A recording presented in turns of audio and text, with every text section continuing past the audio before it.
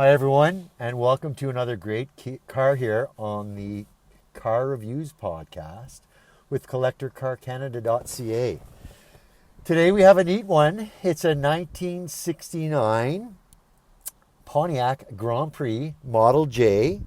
So the 1969 model year was a big change from Pontiac on the Grand Prix. It sort of came of age as more of a luxury coupe. And despite what we might think about the size of this car by modern standards, it was a lot smaller than the 68 and prior. It also moved away from a very similar appearance from the GTO. So the original GTO 63 to 68, they were same bodies as the Grand Prix. But as I say, in 69, both cars got smaller and they got different bodies. So this one, it's amazing. This car is 55 years owned by the owner. So after 55 years, he's decided to get something different. He did not buy it new. So 55 years back is 1970. And this is a 69 model.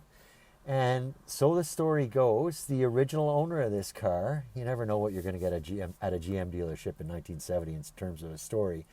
But there was too much power in this car for the original owner. He scraped up this quarter panel. We're going to take a closer look at it, but it was repaired before this owner bought it from still a very well-known GM dealer in the Ottawa area on Saint Laurent Boulevard. At the time, it was a Pontiac Buick dealership, probably GMC at that time too. Later, it certainly had GMC, but now it's a full-line GM dealership with Chev and Cadillac, and of course, no more Pontiac. So this car is lot 264 on CollectorCarCanada.ca. It's a 1969 Pontiac Grand Prix Model J. You can see it's a pillarless hardtop. I always like the look of a profile of a coupe without the B-pillar or the post. And we're going to give this one a start. We'll have a listen to the engine. I've already got the hood up. There's no release here in the cabin. It's just on the exterior. So we just did all the photos, and I knew we were doing this next. We just photographed the engine compartment, so I just left the hood up. So yeah, without further ado, I'll give it a start, and let's have a listen.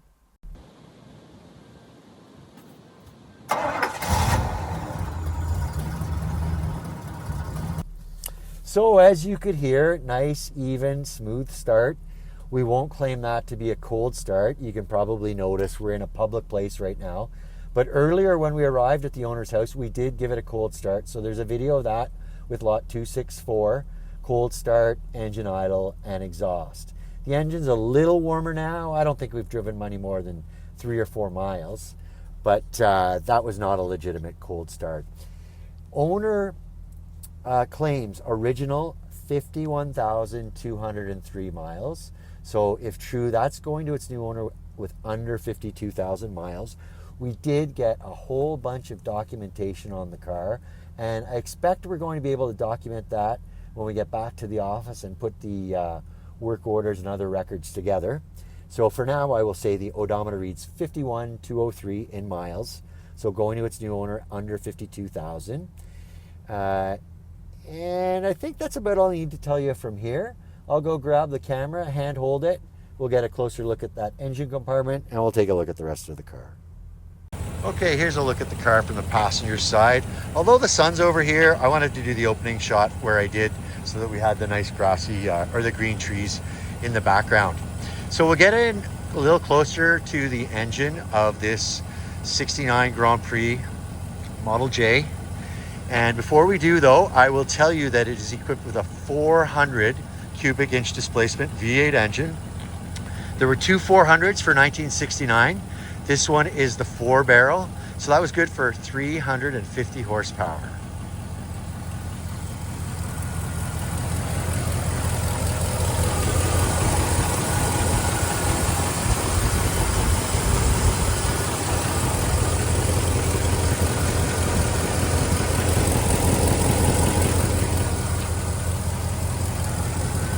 Really interesting stuff here. It's the stuff of only a long time owned car, but the owner made a point of keeping all of his engine, or his ESSO rather, engine oil changes, stickers under the hood rather than in the door frame inside the door, and a lot of them have come unadhered. However, we can still see the residue from the glue.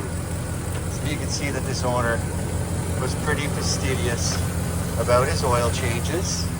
And as you'd expect, under 52,000 miles on a 56-year-old car, no winters.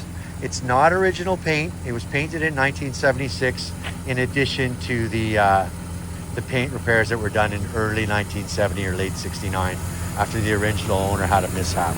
So we'll get in close to the belts on the driver's side here on the 400 cubic inch V8.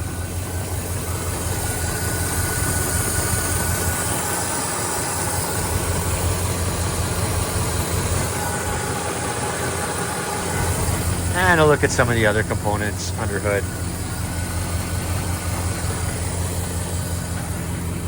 People might be getting tired of me saying this about older GM cars, but I always like it when I see an AC Delco battery under hood, and we see just such an item for this car. Another look at the oil change stickers and their leave behinds.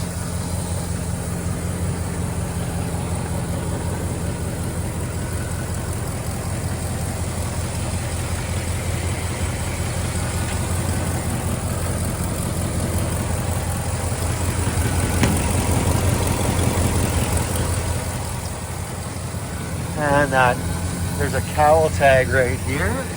I'll shoot it for now, but we also took a still photo of it as part of our photo package.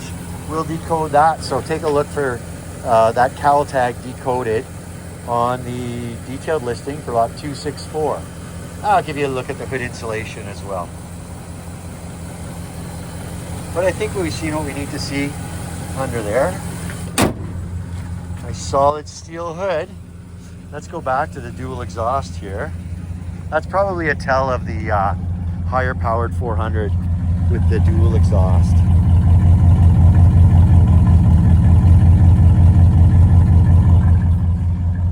Strong sounding rumbling V8s.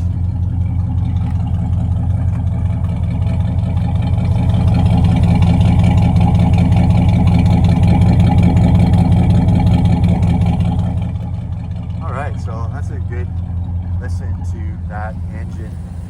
And I think now we can turn off, we can cut the engine. The classic 70s GM square key. I suppose they started in the 60s or before. They certainly extended it well into the 90s, if not the 2000s, depending on the model, I suppose. So we'll get a good look at the front of the car. A couple aftermarket items on this car, although it's very close to original. The fog lights are an add-on. There's a switch for those under the dash in the cabin. And if you look closely inside the grille, with the naked eye I can see it, there's a siren in there. And I'll show you how the aftermarket alarm is operated. Very basic system from 70s or 80s. And we do have it demonstrated in our detailed videos on the listing for lot 264. Pretty grille.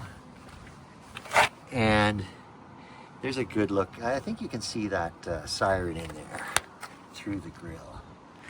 But the outward peak on the grille is matched by the indicator lights on either side of the two headlight formation. And while I'm thinking of it, I will show you where that alarm is controlled. You can see a keyhole there above the J in Model J. And if that is turned 90 degrees clockwise, if the hood, trunk lid, or either door should open, that siren I just showed you sounds. So, a good glamour shot of the car here from the driver's corner. We'll get in close to this white wall here on the driver's front. Set of Uniroyal tires. All four are the same. I asked the owner about what year these tires were installed. He very matter-of-factly said 1976. So if you prefer to drive a car with tires that are under 49 years old, they are probably ripe for replacement. But the white walls are sharp. narrow white wall. And I also note the original hubcaps at all four corners, accented by beauty rings around them. Pretty sharp look, sharp stock look. I think I already mentioned that the car was repainted in 1976. So right around the tires, when the tires were installed, I suppose. Paint retains a good shine and not too many hints of flaws. There are a couple I'll show you as we go around the car. But so chrome looking mudguard there behind the front tire, and there's a good look at the entire emblem around that alarm keyhole. This driver mirror has been replaced. The owner mentioned that he had trouble with it back around 40 years ago and he replaced it himself. You can see the wipers tuck away nicely under the hood, and the blades on the outside, the back end of the blade, it's a chrome finish, which matches the rest of the trim on the car. And I'll mention now that the outside mirror here is remote controlled by that right there on the driver's door. You'll note, common with many cars in the early 70s, late 60s, no passenger side mirror. So working our way around, here's a really neat touch on these 69 Grand Prix. This door handle is unlike most. Our friend Elon Musk thought he was so smart with the door handles he's put on the Teslas, but this predates them by about 50 years. You can see, well, 40 anyway. You see I press with my thumb on that end and this arm pops out, and that's how the door is released. Solid heavy door there. Good look at the tire on the driver's rear.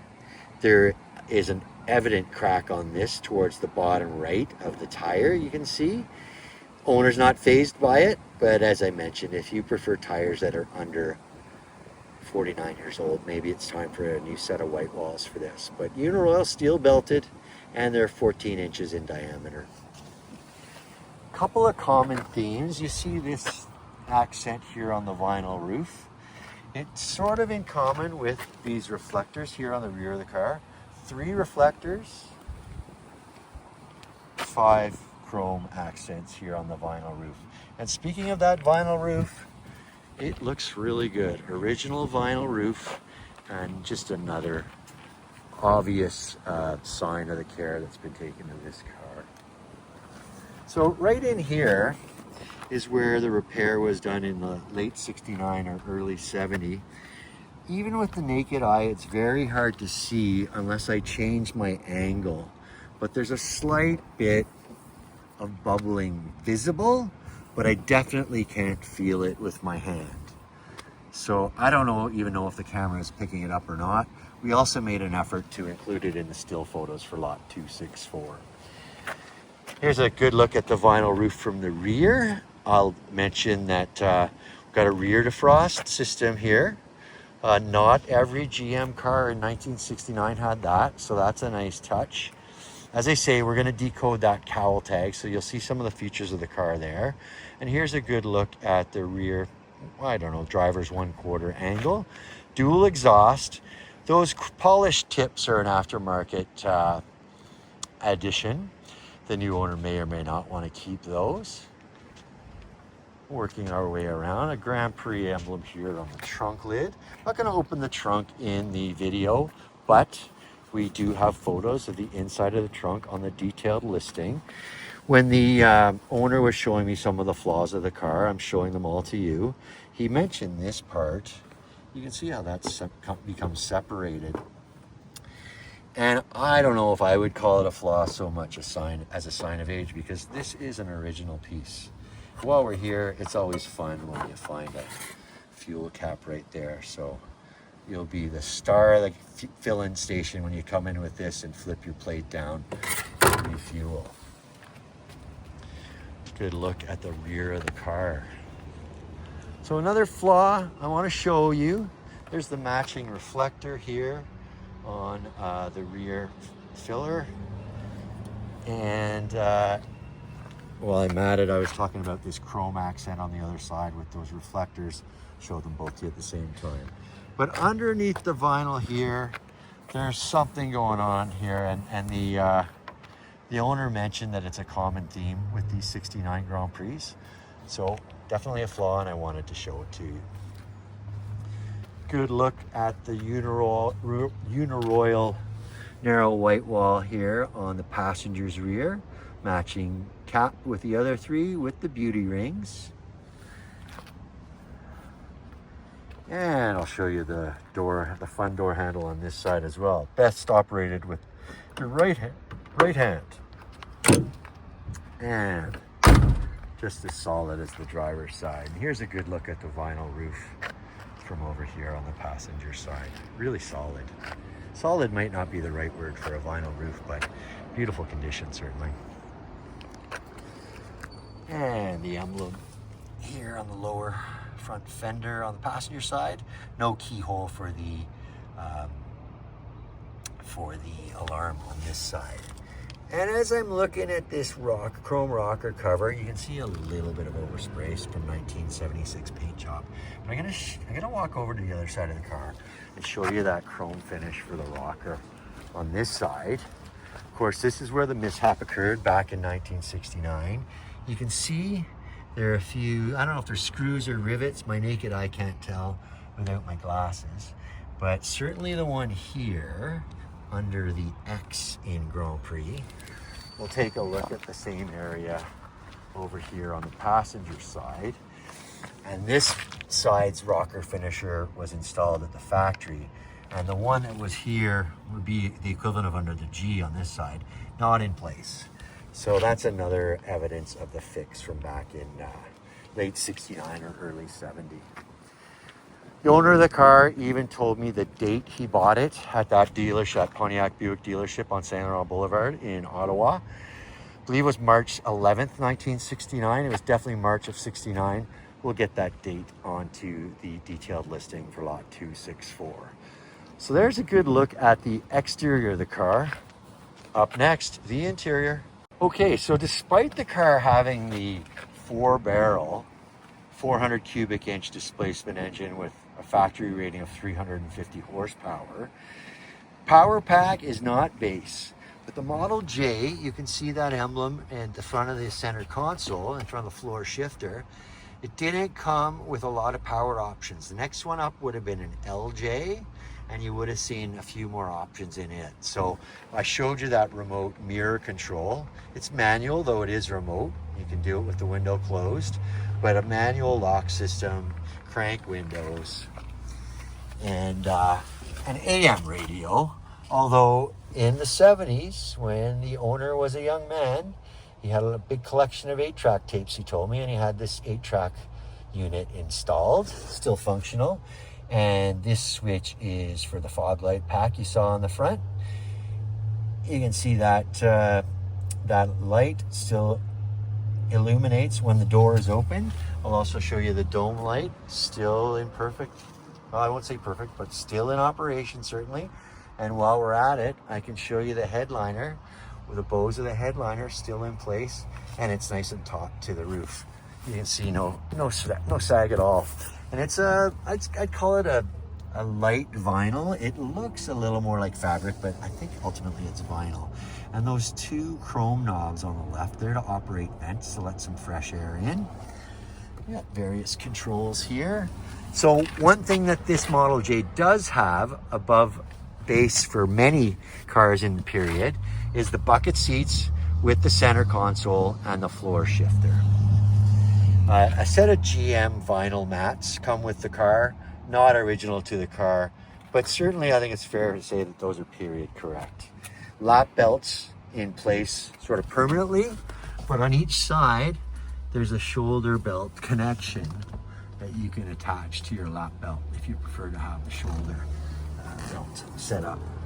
This console opens up. There are a number of personal items in there right now. I'm not going to open it, but you can see that it's clean on from the still photos we have on the detailed listing. Again, lot 264 for this 1969 Pontiac Grand Prix Model J. 52,000 miles, 55 years old. I'm pointing right now at the I'd say HVAC, HV might be more appropriate, no air conditioning in it. And there's a look at some of the simulated wood grain finish on the dash face, and the same vents over on the passenger side, and a great Canadian oil change air freshener. Rear seat is made for, the rear bench is made for two. Easy to fit 3 people back there, but only 2 seat belts in place. And the vinyl GM mats, there's a full set of 4, so you can see them here in the rear for rear passengers as well. And of course we have ashtrays for either side for the rear occupants, and they do get to control their windows. So I'll raise one of these rear windows to give you a sense. These pillarless coupes, however, I always like them with all 4 windows down. It gives a really neat look at the profile. So there's that window. Pretty easy to use the crank, but if you're doing it from the driver's seat, you gotta reach back, no power for them. So long as I'm talking about that pillarless coupe look, there's what I'm mentioning. Pretty neat without the post. So that's a pretty good look at the interior, I think. Maybe it's time. I'll show you that 3-spoke steering wheel, which is a sporty item for the time. The speedometer maxes out at 140 miles an hour. On the left, no gauges there other than the fuel gauge, but some warning lights. From here I can see generator and oil. I think the camera can probably see what's on the left, but I can't from my current vantage point. There's a clock as well to the right of the speedometer. I will double check with the owner, but I believe it is non-functional. So one more walk around this 1969 Grand Prix, Pontiac Grand Prix Model J, and we'll soon move to some closing thoughts.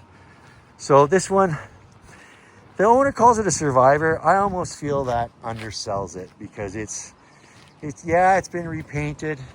It's got those fog lights and it has that alarm added, but a pretty original car, certainly true to original of 1969. And it's been with this owner since March of 1970. Pretty neat when I get around any car that's 55 years old. So one last shot from the driver's front quarter and over to some closing thoughts. So there's a good look at our 1969 Pontiac Grand Prix Model J. 55 years owned, under 52,000 miles. A near original car, repainted in 1976, and a few other light modifications since. We've got service records since pretty well new on the car. There's a service manual. Take a look at all the documentation photos we have on the detailed listing for lot 264 on CollectorCarCanada.ca. It really is like a time warp. This car is a bit of a time capsule. It's been fun to spend a couple hours around it. 350 horsepower from the 4-barrel, 400 cubic inch displacement engine. 3-speed automatic, getting the power to the rear wheels. So I think that'll do it for this car. What I like to say now is thank you for watching, and on to the next car.